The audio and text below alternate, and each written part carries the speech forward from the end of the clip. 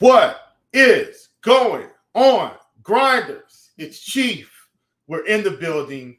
It is Take Your Pick'em. It is Thursday, July 6th, 2023, and I am so elated to be here with all of you fine folks. This has been an incredible month to start it off, and thanks to everyone for your support. Thanks to everyone for hanging with me. Thanks to everyone for inviting me into your homes, into your cars, into your AirPods, into your stereo, to try and provide you what I would like to be is the highest quality content that we have here in the industry. Mr. Brent McNeil, good morning, sir. Look, once again, it's been a good month, and you know how we're going to do this thing. It's winning words of wisdom, and I think positivity is such a great thing. This particular message is coming from Jack Canfield. This is what Jack Canfield says. Successful people maintain a positive focus in life no matter what is going on around them. They stay focused on their past successes rather than their past failures and on the next action steps they need to take to get them closer to the fulfillment of their goals rather than all of the other distractions that life presents them. And so I'm telling you guys right now, man, a positive focus is always going to be good for your lifestyle. It's going to be good for your home. It's going to be good for your environment. It's going to be good for your psyche. It's going to be good for your decision-making, especially decision-making in this business where we're trying to make decisions to win every day. Positivity is just such a propeller for winning. And so I always want to keep my mind sharp, keep my mind fresh, because I don't want the negative distractions, the tilting, the complaining. I don't want all of that to get me off course. So I'm telling you, continue to focus, continue to grind, and the success will continue to come your way. All right, let's go over our recap. And this has been a really good month so far. Like I said, last month we had to dig ourselves out of the dirt, but guess what? We dug ourselves out of the dirt. The month before that had a very good month as well. Let's go over that. So for May, we were 42, 34, and 2. Last month we were 31, 31, and 2. Came off 3 sweeps at the end of the month, not consecutively, but 3 sweeps in that last week. And starting this month, we were 8 and 2 in July. Yesterday, got the sweep, folks. The sweep came through for us. We had Taijuan Walker, more than 4.5 strikeouts. We won that one. We had Mr. Vasquez over in New York, less than 4.5 strikeouts. We got that one. And then we got Mr. Miller there out in LA. We won it less than 35.5 fantasy points. And if you heard my analysis on that particular prop, it was pretty much spot on. Everything happened to a T, exactly how I thought it was going to happen. Less than 35.5 fantasy points, and we got the win there. And look at that, Brent McNeil, PMA, positive mental attitude. I like that, Brent. This is freaking amazing. All right, we're going to hop into the plays, and I am very excited to bring you guys plays yet again. I'm just enjoying this show. And so hopefully you guys can continue to hang with me, and we can continue to crank out winners. We're going to continue to bring on special guests from the industry and continue to try to get these guys in here to share their insight as well. This is a show for the people.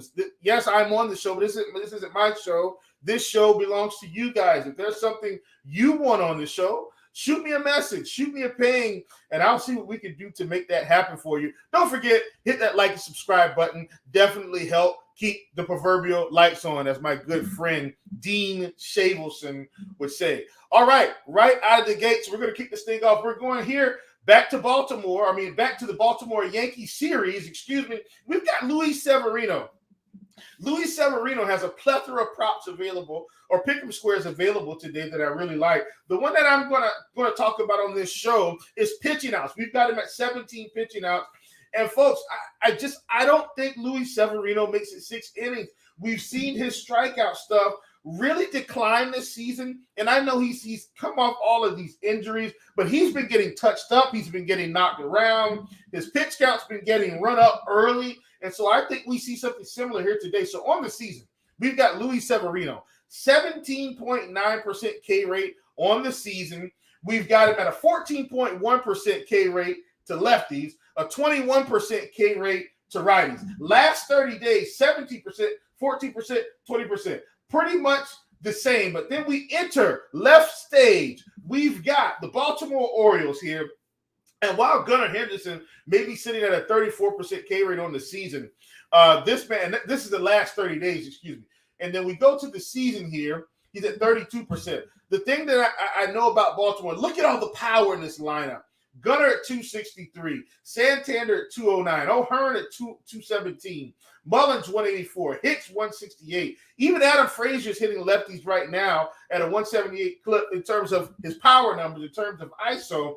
I don't think Luis Severino makes it past 5. I could be wrong, but even still, I don't think he makes it 6. I think the Baltimore Orioles are going to be able to knock Luis Severino around today.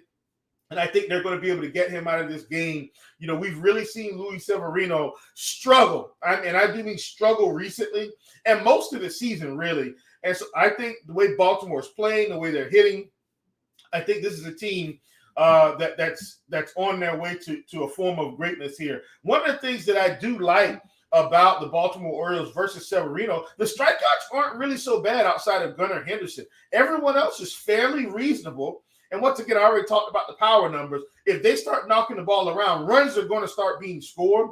And when the runs start to pile up and you can't get out of certain innings, that definitely weighs on the pitcher's psyche. Really like this opportunity for us. Luis Severino, we've got him at 17 pitching outs. Yes, there's a push option. I'm hoping that we're right yet again. I don't think he makes it past 5 innings. And so as a result, I'm going to be less than 17 pitching outs on the nose. You may be able to get that on Vivid at 17.5.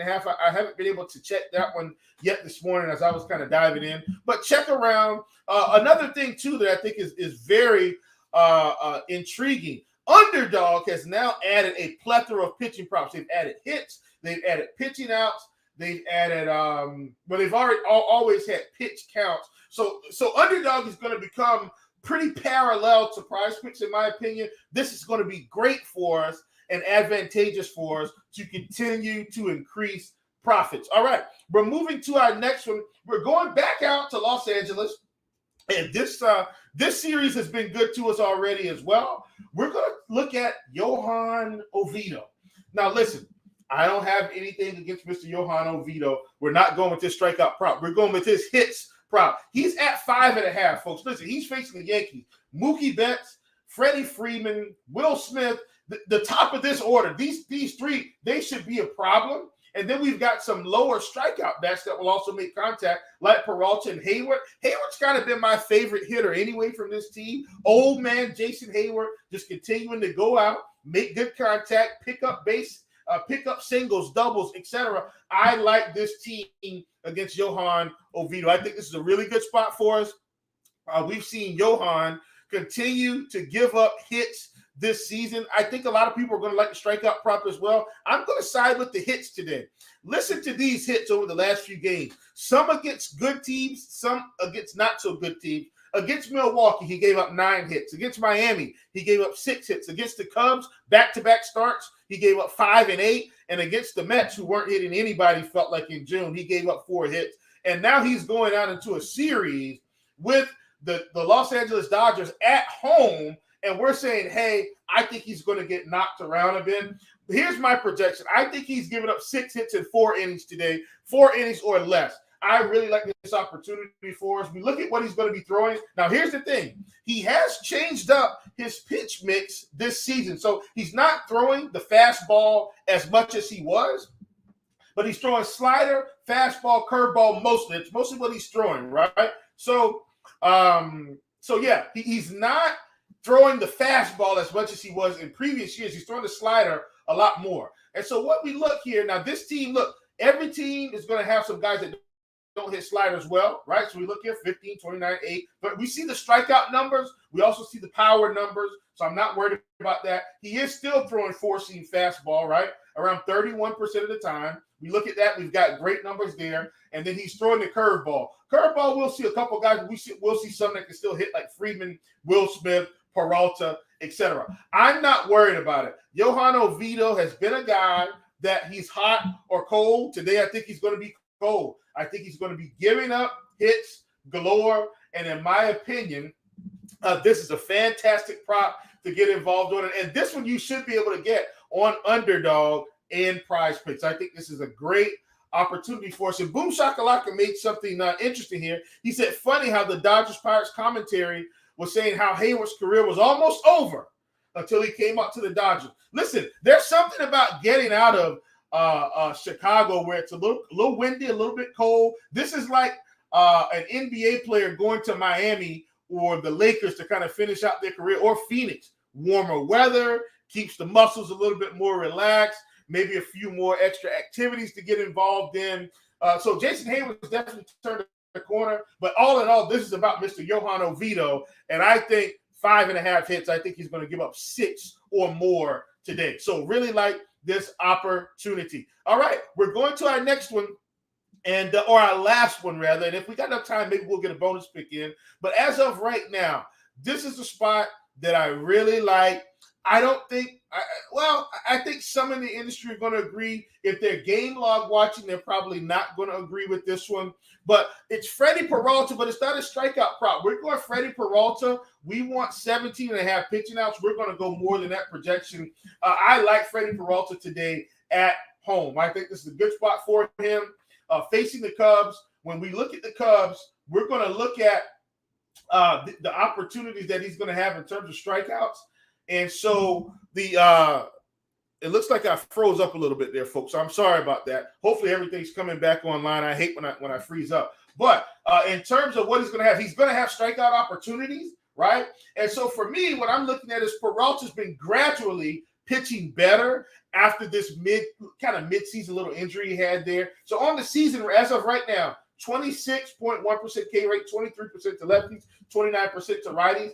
Over the past 30 days, 33.6%, 24% to lefties, 45% to righties. Freddie is now starting to get that season number back up to what we're accustomed to, between 26 and 28%. So like when you look at last season, and you see what the strikeout numbers were for him last season. See, 27%, 28% to lefties, 25% to righties. We're getting closer, right? Things are starting to normalize and get a lot closer to what we saw last season. What I'm looking at here is I think the strikeout opportunities are going to be there. 22% for Taupo. I'm going to talk about the higher strikeout guys.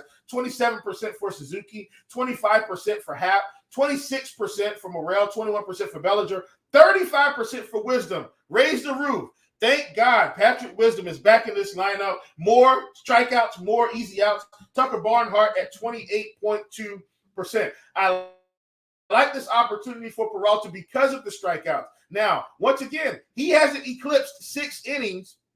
I don't think, maybe once in the last 5 games or something like that, but part of that he was hurt. What I'm looking at is the progression of pitching. And what we've seen here is he's progressively getting better since he's come back in June. And so he's done that once against Pittsburgh.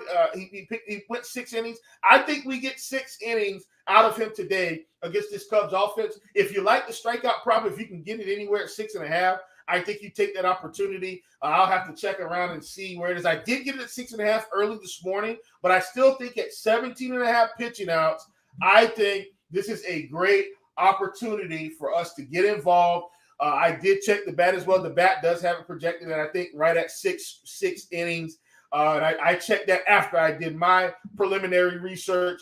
And so, a lot of times I will say this, I won't always agree with the bat.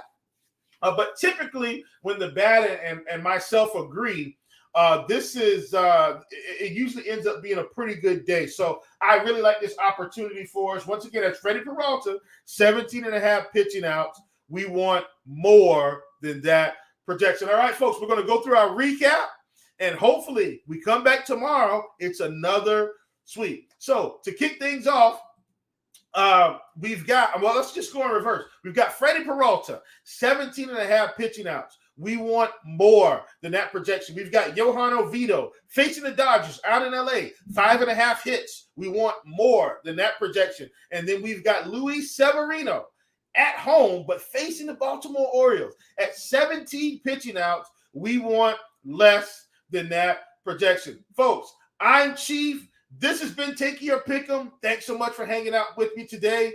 Come with your pockets empty. Leave with your pockets full. Let's get the sweep yet again. I'll see you tomorrow.